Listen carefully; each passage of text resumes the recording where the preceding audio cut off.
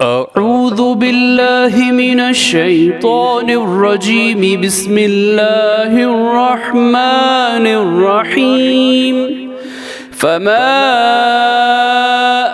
آمن لموسى إلا ذرية من قومه على خوف من فرعون وملئهم أن يفتنهم وإن فرعون لعال في الأرض وإنه لمن المسرفين।